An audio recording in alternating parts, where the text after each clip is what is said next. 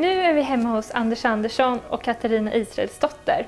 Här i 14 rum och 3 kök kan vi se hur familjen bodde i mitten av 1800-talet.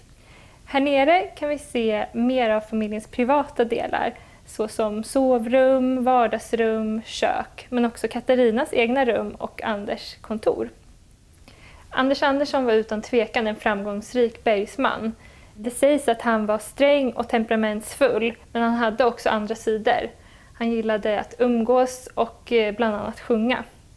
Men utan sin fru Katarina hade aldrig framgångarna varit så här stora. Jag tänker att vi ska gå in och kika hur hennes rum ser ut.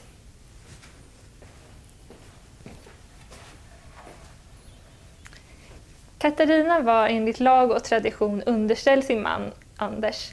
Men här så hade hon lika stor betydelse för gården. Det var hon som skötte ekonomin och hushållet och hade stort ansvar här med den dagliga driften. Katarina och Anders fick tillsammans 17 barn.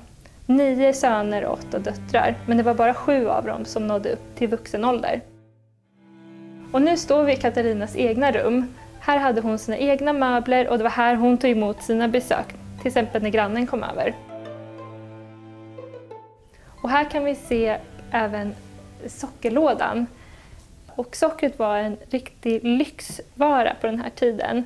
Så även om familjen hade det gott ställt så portionerade Katarina ut till hela familjen. Här inne står också en bergslagskamin, något som man kan se överallt här i Bergslagen, och även här i huset ser vi flera stycken. Just den här är gjord i Öskevik 1861.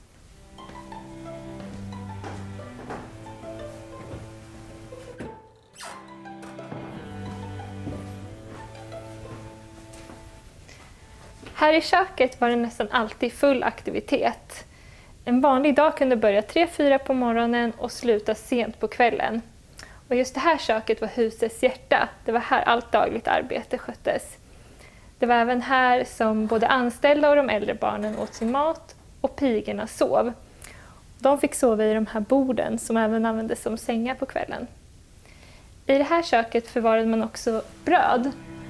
Det gjorde man uppe i taket. Bröd bakades 2 gånger per år och att hänga upp dem så här i taket var också ett effektivt sätt att hålla råttorna borta.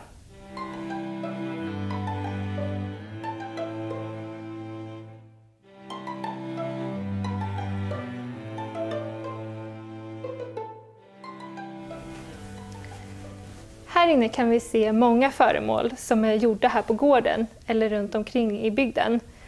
Men under den här tiden kom det även mycket nya vanor som krävde att vi köpte en hel del nya föremål. Ett exempel är kaffe. Kaffe var väldigt nytt och exklusivt på 1800-talet, men det krävde en hel del föremål. Till exempel behövde man en kaffekvarn, kafferostare, men även en kaffekanna och koppar. Anders Andersson, precis som sin far, älskade att dricka kaffe och det sägs att han drack uppemot 16 koppar en dag.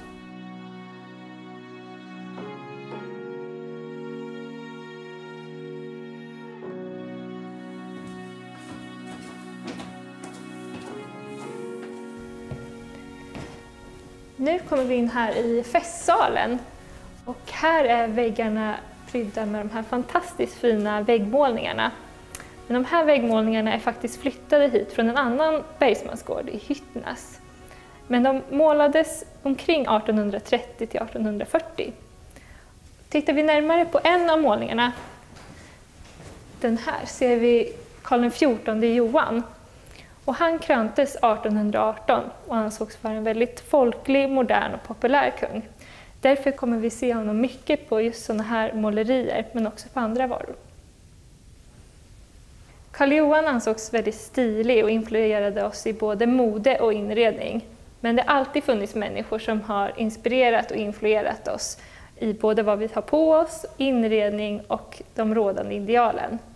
Det kunde vara prästen, brukspatron, en bergsman, men också kungligheter.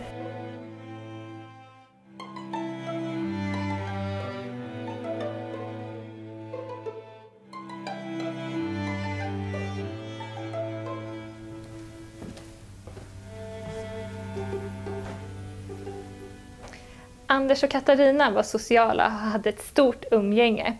Och här uppe på övervåningen fanns det många rum just för att umgås och representera.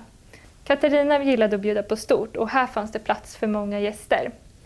Vi ser här uppe mycket nyare möbler än vad vi såg där nere. Och många av möblerna här är inköpta utifrån. Till exempel har vi den här soffan, en 17 fruntimmers soffa.